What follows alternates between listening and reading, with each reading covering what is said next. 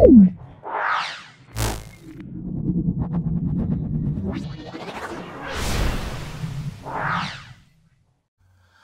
এসো সেট 4-এ চলে এসো। সেট 4 দেখে নাও ভালো করে। অবতল অবতল দর্পণের মেরু এবং ফোকাসের মধ্যে থাকলে, অবতল দর্পণের ক্ষেত্রে বস্তু মেরু এবং ফোকাসের মধ্যে থাকলে প্রতিবিম্ব কেমন হবে? অবতল দর্পণে দেখো মেরু এবং ফোকাসের মধ্যে বস্তু থাকলে তাহলে প্রতিবিম্ব কেমন হবে? প্রতিবিম্ব অসৎ বিবর্ধিত হবে, অসৎ বিবর্ধিত হবে। তাহলে আমরা কি বলবো? প্রতিবিম্ব গঠিত হবে। তাহলে প্রতিবিম্ব গঠিত হবে। দেখে না প্রতিবিম্ব কোথায় গঠিত হচ্ছে? অসৎ বিবর্ধিত দেখো দর্পণের পেছনে, দেখতে পাচ্ছ দর্পণের পেছনে গঠিত, দেখতে পাচ্ছ এই ছবিটা দেখো বস্তু এখানে আছে, প্রতিবিম্ব এখানে গঠিত হচ্ছে, তাহলে দর্পণের পেছনে। তারপরে দেখে নাও মাধ্যমের প্রতিসরাঙ্কের মান কোন বর্ণের ক্ষেত্রে কম? মাধ্যমের প্রতিসরাঙ্কের মান কোন বর্ণের ক্ষেত্রে কম?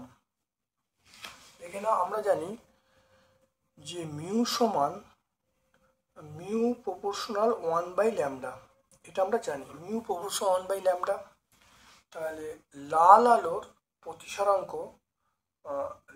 লাল আলোর তরঙ্গ দৈর্ঘ্য বেশি, তাহলে প্রতিসরাঙ্ক কম, তাহলে আমরা লাল বলবো। টেলিযোগাযোগের জন্য কোন প্রকার তরঙ্গ ব্যবহার করা হয়? এটা বলবো। টেলিযোগাযোগের জন্য আমরা বলবো বেতার তরঙ্গ। বেতার তরঙ্গ কথাটা বলবো। এখানে কাছাকাছি অবলোহিত আছে, কিন্তু আমরা কিন্তু বেতার তরঙ্গ মনে রাখবো। আর দেখে নাও মায়োপিয়া ত্রুটি দূর করার জন্য চশমা ব্যবহার করা হয়। মায়োপিয়া ত্রুটি ব্যবহার করার জন্য, মায়োপিয়া দূর করার জন্য আমরা ব্যবহার করি অবতল লেন্স ব্যবহার করি, অবতল লেন্স।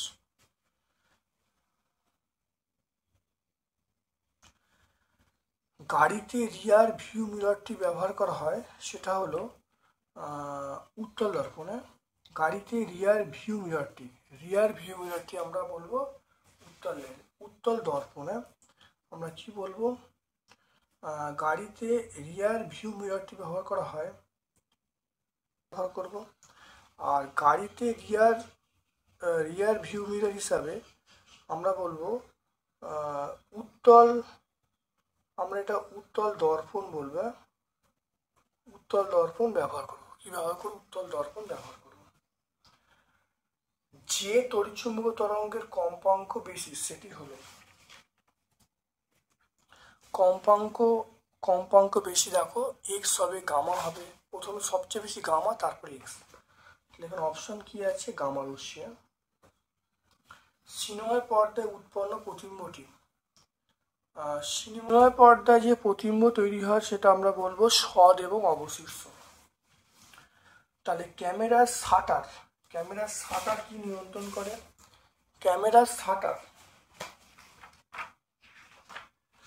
কতটা সময় ধরে আলো প্রবেশ করে, অর্থাৎ আলোর প্রবেশ করার কাল, সম্প্রপাত কাল নির্দেশ করে বা নিয়ন্ত্রণ করে, সম্প্রপাত কাল নিয়ন্ত্রণ করে। অপশন সি বলবো। উত্তল লেন্সে বিবর্ধক কাঁচ যখন বস্তুটাকে কেন্দ্র, তাহলে এফ এর মধ্যে, এফএ, 2FA, এফএ, এটা আমরা বলবো ফোকাস এবং আলোক কেন্দ্রের মধ্যে। আপাতন কোণ এবং প্রতিসরণ কোণের মধ্যে সম্পর্ক হলো সাইনে বাই সাইনের সমান ধ্রুবক। তারপর দেখো দ্বিপ্রহরে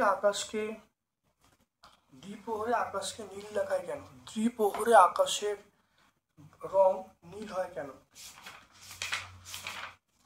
আকাশের রং নীল হয় আমরা এখান থেকে ব্যাখ্যা করতে পারবো, অনেকবার বলেছি, তোমরা অবশ্যই বুঝে নিতে পারবে। Page number 58। আলোর বিচ্ছুরণের কারণ কি? একবর্ণী আলো বলতে কি বোঝো?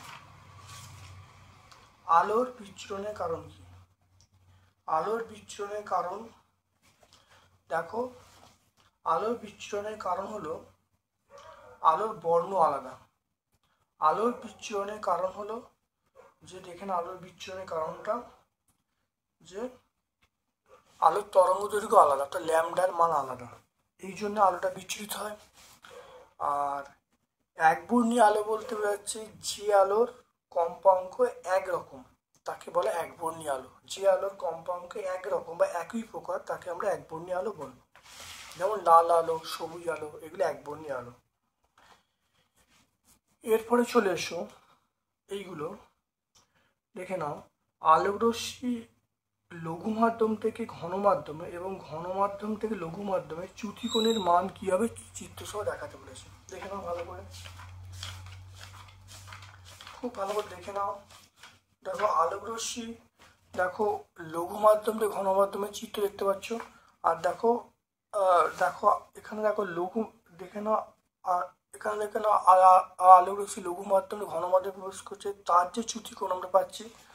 আর এখানে দেখো তোমরা পাবে আলোকরশ্মি, দেখে নাও এটা হলো, দেখতে পাচ্ছ এটা,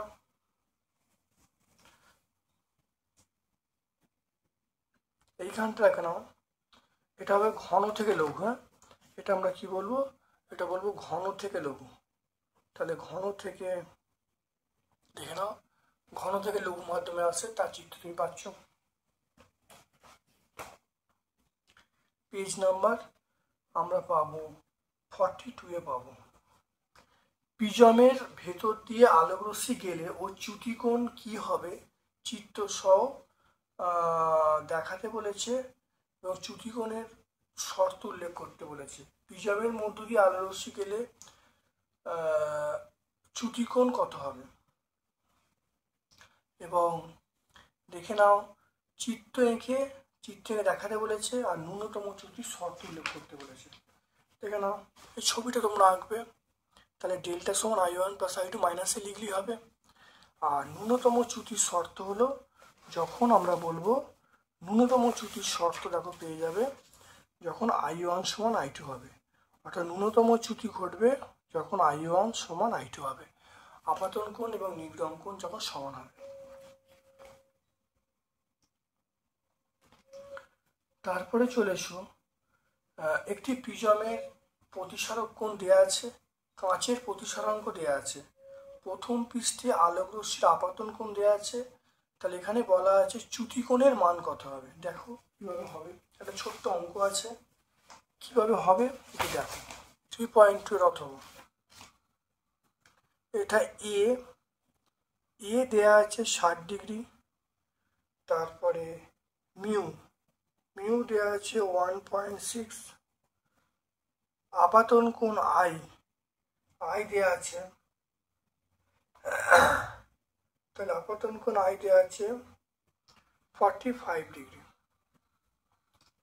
তাহলে এখানে প্রিজম যেহেতু বলা আছে, তাহলে এখানে I1টা আমরা করে নিই, I1 দেওয়া আছে, তাহলে I1 কত 45 ডিগ্রি। তাহলে আমি এখান থেকে দেখো আমি বার করছি, তাহলে মিউ সমান আমরা বলবো sign I1 by sine R1, তাহলে মিউ এর মান বলা আছে 1.6, সাইন I1 এর মান 45 ডিগ্রি, সাইন R1 এর মানটা বার হবে, দেখে নাও সাইন R1 সাইন 45 ডিগ্রি মানে আমরা 1/√2 বলবো, আর এটা 1.6টা নিচে নেমে আসবে 1.6,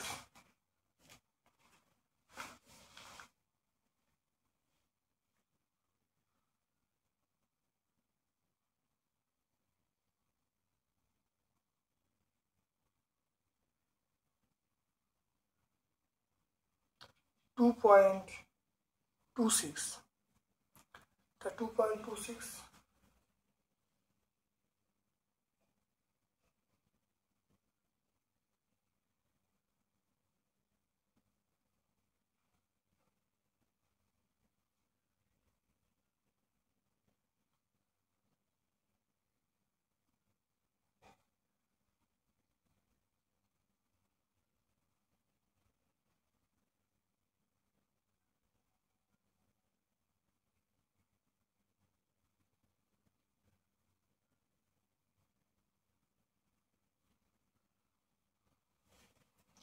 এটা মোটামুটি যে মানটা পেয়ে যাব এটা ভাগ করলে 0.442।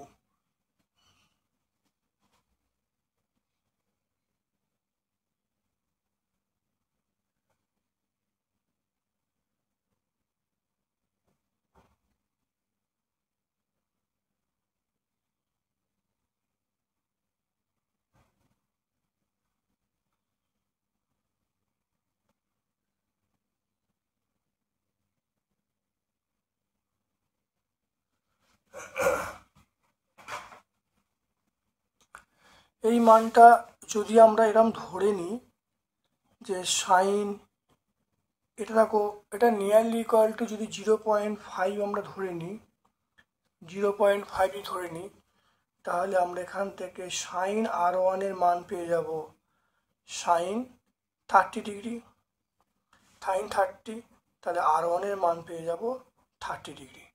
খুব ভালো করে দেখে নাও, এটা গুণ করা হলো, গুণ করে দেখো 0.44 আসছে। 0.44টা এটা কিন্তু আমরা মুখে মুখে বার করতে পারবো না, যদি 0.5 ধরি, 0.5 মানে হাফ, তাহলে সাইন হাফ কত, সেটা সাইন 30 ডিগ্রি, তাহলে দেখো R1 এর মান পেয়ে গেলাম কত, 30 ডিগ্রি। এইখান থেকে তাহলে আমরা পেয়ে যাবো, দেখো চুক্তিকোণের মানটা আমরা পেয়ে যাব। এখানে ডেল্টা সমান আমরা বলবো I1 প্লাস I2 মাইনাসে, তাহলে I1 এর মান কত, I1 এর মান 45 ডিগ্রি। ঠিক আছে,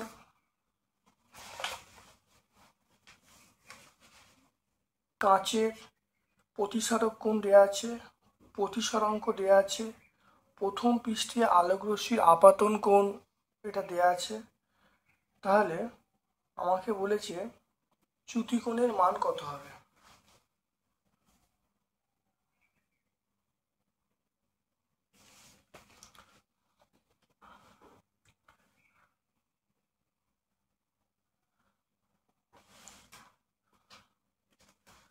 দেখো এই অঙ্কটা ঠিকঠাক ডাটা সব কিছু দেওয়া নেই, দেখে না অঙ্কটা দেখো, I2 এর মানটা আমরা কিন্তু কোনোভাবেই বার করতে পারছি না।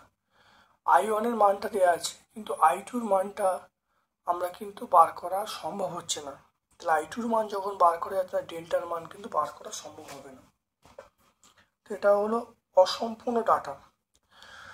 তারপর চলে এসো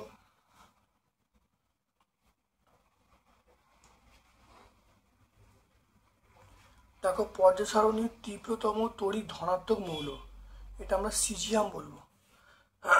কোন সমযোগ্য সাধারণ উষ্ণতায় কঠিন, সাধারণ উষ্ণতায় কোন সমযোগ্য সাধারণ উষ্ণতায় কঠিন, এটা আমরা বলবো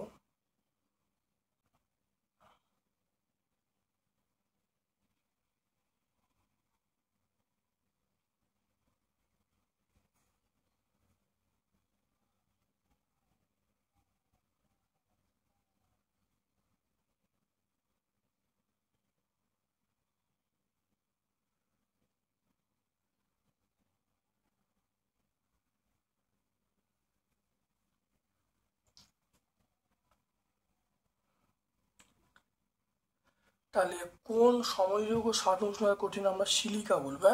সিলিকা হলো সাধারণ উষ্ণতায় কঠিন। তারপর দেখো চলে এসো বাস্তব গ্যাস আদর্শ গ্যাসের মতো আচরণ করে, বাস্তব গ্যাস আদর্শ গ্যাসের মতো আচরণ করে, এটা আমরা বলবো নিম্নচাপ উচ্চ উষ্ণতা।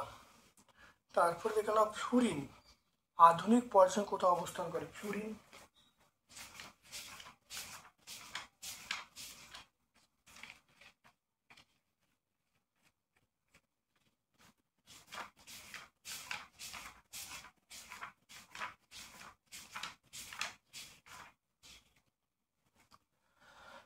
দেখে নাও ফ্লুরিন কোথাও অবস্থান, দেখে নাও ফ্লুরিন কোথাও অবস্থান করছে, দেখে নাও ফ্লুরিন দেখো 17 নম্বর দেখতে পাচ্ছ, 17 নম্বর শ্রেণী এবং 2 নম্বর পর্যায়, 17 নম্বর শ্রেণী 2 নম্বর পর্যায়, দ্বিতীয় পর্যায়ে 17 নম্বর শ্রেণী।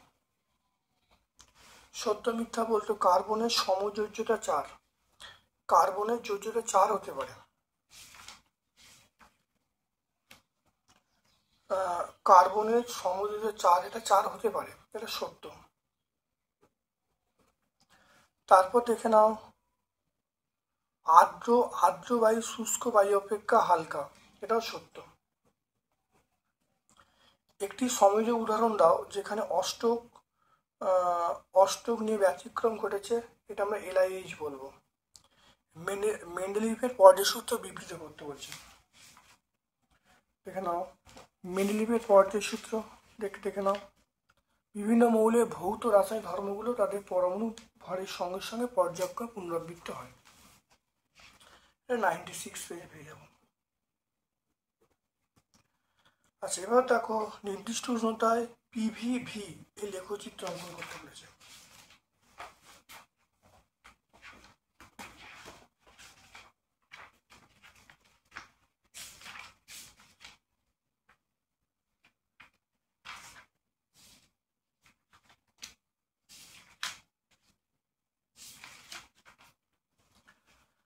তাহলে PVV লেখচিত্র দেখে না আমরা এইরকম ভাবেই বলবো, এটা PV, এটা V। তাহলে দেখো এরকম ভাবে লেখচিত্রটা হবে। এখানে PVP থাকে, লেখচিত্র যা হবে PV এখানে V থাকে, লেখচিত্র একই হবে, অর্থাৎ V অক্ষের সমান্তরাল। তারপরে দেখে নাও 3 দাগের প্রশ্ন চলে এসো। দেখো পারমাণবিক ব্যাসার্ধ কাকে বলে? পারমাণবিক ব্যাসার্ধ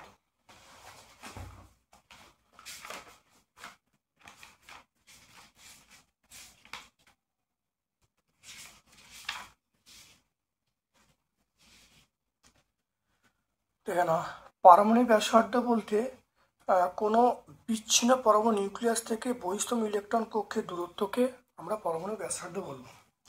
এরপর দেখো LIBMGNA আছে।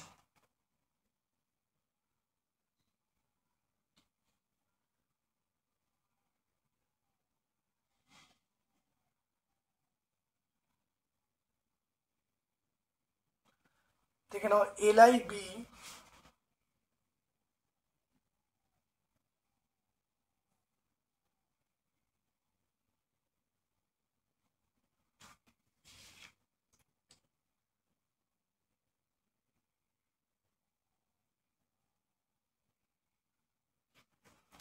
তো এটা প্রথমে আমরা LI বলবো।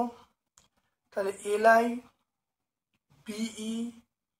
LIBE MGNA।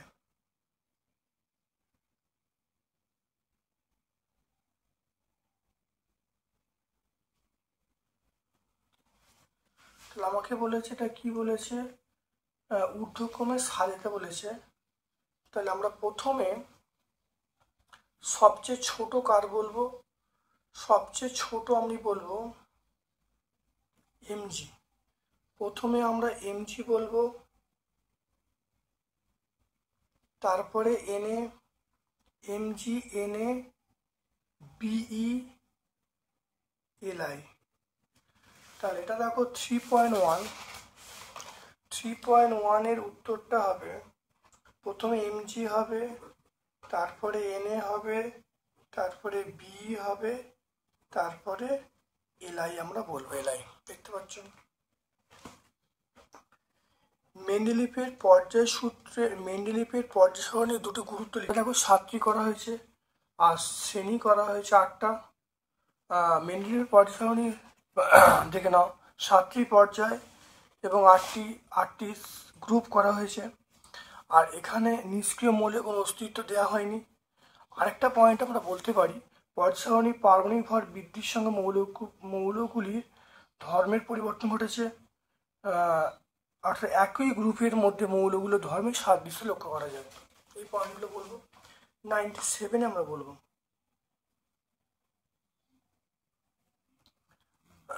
তারপরে শ্বাস গ্রহণ এবং শ্বাস বর্জন প্রক্রিয়া বয়েলের সূত্রের সাহায্যে ব্যাখ্যা করো।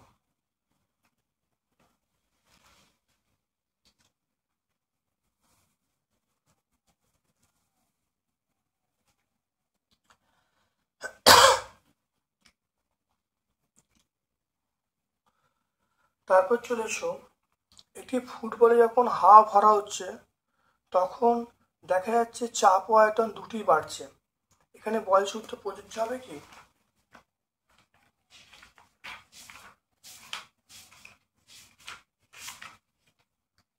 দেখে নাও, বেলুন যখন ফোলানো হচ্ছে তখন বেলুনের দেখো ভরটা বৃদ্ধি পাচ্ছে, কিন্তু বয়েল সূত্রে বলা আছে গ্যাসের উষ্ণতা এবং ভর একই থাকবে। তাহলে এখানে বয়েল সূত্র প্রয়োগ করার কোনো প্রশ্নই আসে না। পুরো একইভাবে আমরা বলবো এই এটা বলবো যে ফুটবলে যখন হাওয়া ভরা হয়। আর ঠিক একইভাবে আমরা ব্যাখ্যা করবো, এই প্রশ্নের উত্তরটা আমরা ব্যাখ্যা করবো শ্বাস গ্রহণ এবং শ্বাস বর্জন এর সাহায্যে পুরো সেম ভাবে ব্যাখ্যা করা যায়। এরপর চলে এসো 3.3, তড়িৎ তড়িৎ ঋণাত্মকতা কি? তড়িৎ ঋণাত্মকতা কি? পর্যায় সারণীর তীব্রতম তড়িৎ ঋণাত্মক মৌলের নাম কি? দেখে নাও, তড়িৎ ঋণাত্মকতা কাকে বলে? দেখে নাও, সংজ্ঞাটা এখানে দেখো পেয়ে যাবে। আর সবচেয়ে বেশি তড়িৎ ঋণাত্মক মৌল আমরা বলবো ফ্লুরিন। আমরা বলবো ফ্লুরিন, এটা আমরা এফ বলবো। 4 দাগের প্রশ্ন চলে এসো। দেখো কি বলছে, 50 ml আয়তন একটি পাত্রে নির্দিষ্ট পরিমাণ গ্যাস 15 সেন্ট তাপমাত্রা রাখা আছে, চাপ বলা আছে 750 মিলিমিটার এইচজি।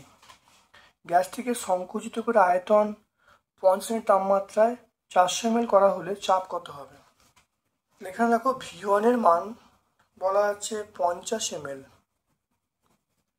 তারপর দেখে নাও তাপমাত্রা T1 বলা আছে 15 + 273, মানে আমরা বলবো 288 কেলভিন।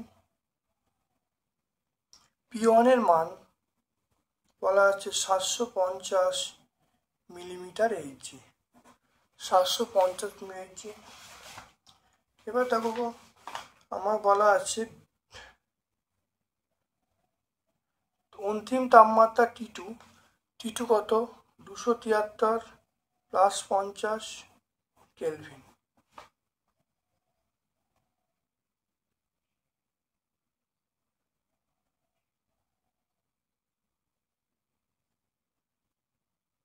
এটা আমরা বলবো 323 কেলভিন।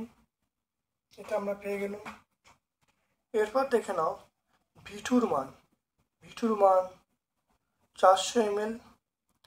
আর তারপরে P2 মান, তাহলে দেখে নাও V1, T1, P1 সব মানগুলো দেওয়া আছে, এখান থেকে P2 মান চাইছে। সূত্রটা কি? P1 V1/T1 সমান আমরা বলবো P2 V2/T2। দেখো মানগুলো বসাচ্ছি, P1 এর মান 750, V1 এর মান 50, T1 এর মান 288, P2 মান চাইছে, V2 মান 400, আর T2 মান আমরা বলবো 323। দেখে নাও ভালো করে, এই শূন্যগুলো ক্যান্সেল করে দাও। এরপর দেখে নাও P2 মান চাইছি, দেখে নাও P2 মান বলতে গেলে তাহলে এটার সঙ্গে এটা গুণ, তাহলে 288 × 4 × P2 সমান আমরা এটা 75 × 5 × 323। তাহলে P2 মান এটা 75 × 5 × 323 বাই আমরা 288 × 4 বলবো। আসবে P2 মানটা আমরা পেয়ে যাব 105.14। এটা তাহলে অন্তিম চাপ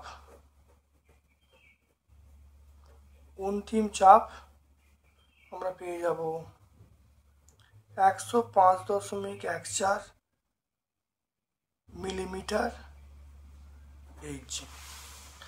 দেখো V1 দেওয়া আছে, দেখো V1, T1, P1 দেওয়া আছে, T2 দেওয়া আছে, V2 দেওয়া আছে, P2 মান চাইছে, মানগুলো বসিয়ে দিলাম। বসিয়ে দেখে নাও P2 মান পেয়ে গেলাম 105.14, তাহলে অন্তিম চাপ পেয়ে গেলাম 105.14 মিলিমিটার এইচজি।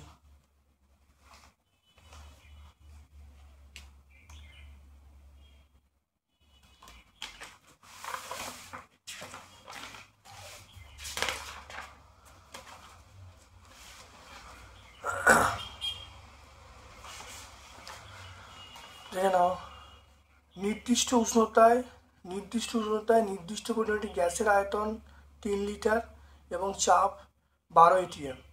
গ্যাসটিকে প্রসারণ ঘটিয়ে আয়তন 7 লিটার করা হলো, অন্তিম চাপ কত?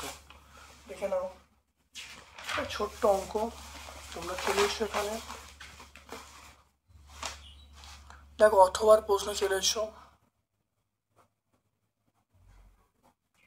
এটা আমরা বলবো, যেহেতু নির্দিষ্ট তাপমাত্রা, তাহলে P1 V1 সমান আমরা বলবো P2 V2। P1 এর মান দেয়া আছে 12 ATM, V1 এর মান দেয়া আছে 3 লিটার, আর V2 মান দেয়া আছে 7 লিটার। আমার P2 মানটা চাইছে, তাহলে P1 12, V1 3, V2 মানটা হলো 7। তাহলে এখান থেকে দেখো আমি পাচ্ছি যে P2 মানটা হলো 12 × 3/7।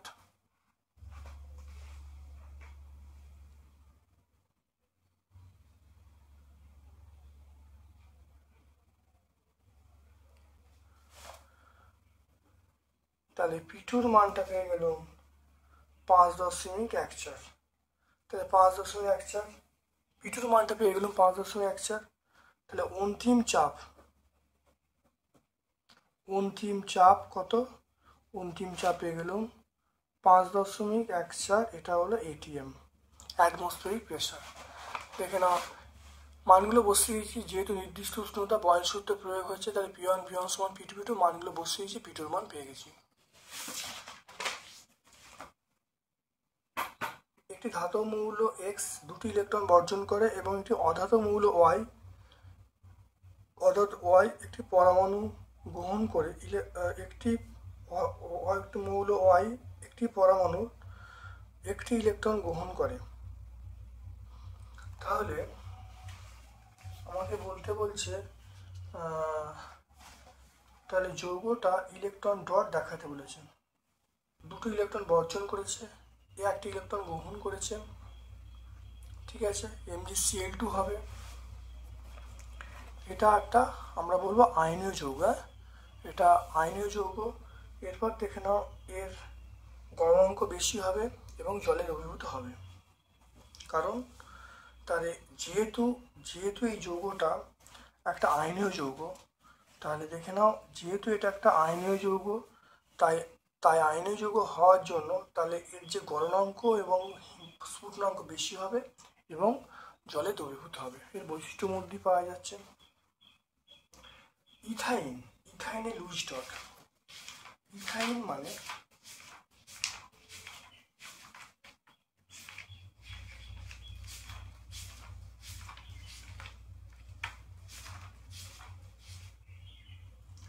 ইথাইন বলতে ইথিলিন। দেখে নাও, ইথিলিনের লুইস ডট, দেখে নাও ভালো করে।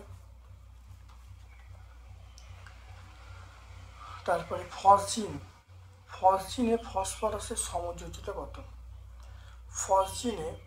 ফসজিনের সংকেত হলো PH3, তাহলে ফসফরাসযোজ্যতা আমরা 3 বলবে। সমযোজী বন্ধনে একটি বৈশিষ্ট্য উল্লেখ করতে বলছে। সমযোজী বন্ধনে একটা বৈশিষ্ট্য দেখে নাও। সমযোজী বন্ধনের বৈশিষ্ট্য হলো যে, দেখে নাও, এটা হলো আমরা বলবো সমযোজী যৌগগুলো অণুর অস্তিত্ব আছে, অণুর অস্তিত্ব পাওয়া যাবে। আর সমযোজী বন্ধন, এটা আমরা কি বলবো, এক বন্ধন, দ্বিবন্ধন, ত্রিবন্ধন লক্ষ্য করা যাবে, ঠিক না? আর সমযোজী বন্ধনের ক্ষেত্রে আমরা আণবিক ভর কথাটা ব্যবহার করতে পারবো। 107 পেজে আমরা পেয়ে যাব। তাহলে 4 নম্বর সেটটা আমরা সম্পূর্ণ ব্যাখ্যা করলাম। ভিডিওটা প্রথম থেকে শেষ পর্যন্ত দেখো, প্রত্যেকটা ভিডিওতে উপকৃত হবে। আমার পক্ষ থেকে সকলকে ধন্যবাদ এবং শুভ কামনা জানাচ্ছি।